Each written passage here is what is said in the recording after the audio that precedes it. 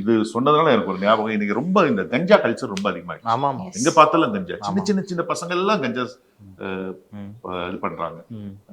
அது அவங்கள காப்பாத்துறதுக்கு ஏதாவது ஒரு டிப்ஸ் கொடுங்க. அதனால உள்ள பாதிப்பு என்னன்றது கொஞ்சம் புரியுற மாதிரி, மண்டையில உரைக்கிற மாதிரி கொஞ்சம் நீங்க சொல்லணும்.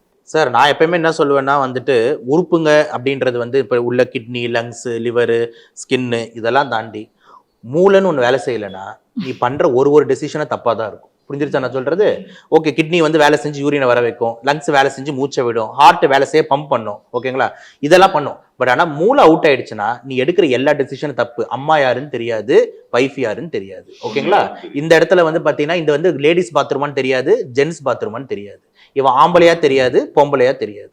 இப்படி தெரியாத போது குற்றங்கள் அதிகமாகும், நினைக்க முடியாத தவறுகள் செய்வீங்க. புரியுதா நான் சொல்றது? அவங்க செய்யல, கஞ்சா தான் செய்யுது. ஆமா, இதுல என்ன doubt? They are out of their mind, ஓகேங்களா. நம்ம ஒரு பார்த்தோம், ஒரு ரயில்வேஸ் ஒரு ஸ்டேஷன்ல இருந்து ஒரு பையன் வந்து, ஒரு நார்த் இந்தியா பையன் வந்து இங்க மாட்டிக்கிட்டான். அவனை வந்து ஒரு 4-5 நம்ம பாய்ஸ் வந்து சேர்ந்து என்ன வெறியாட்டு ஆடினாங்க. இந்த திருத்தணி ஸ்டேஷன்ல நம்ம எல்லாருமே பார்த்தோம், ஓகேங்களா.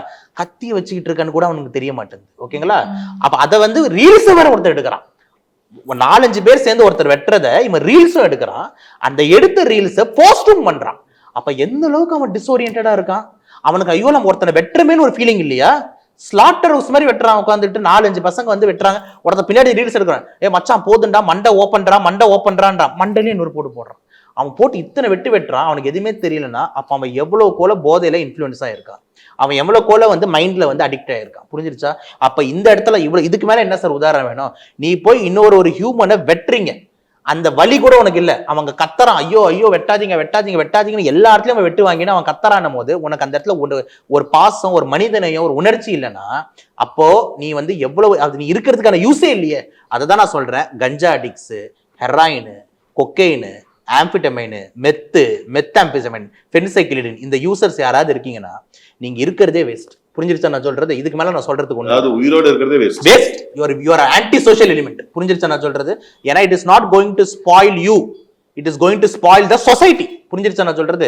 நீ எடுத்துக்கிட்டு நீ என்னமோ நான் பண்ணிட்டு போறேன்னா பரவாயில்ல, ஆனா நீ எடுத்துட்டு எதுவும் பண்ண மாட்டேன். பக்கத்துல இருக்கிற ஒரு பொண்ணு வந்து பொண்ணா நீ பார்க்க மாட்டேன், அந்த இடத்துல ஒரு செக்ஸ் டூலா பார்ப்பேன். புரிஞ்சிருச்சா நான் சொல்றது?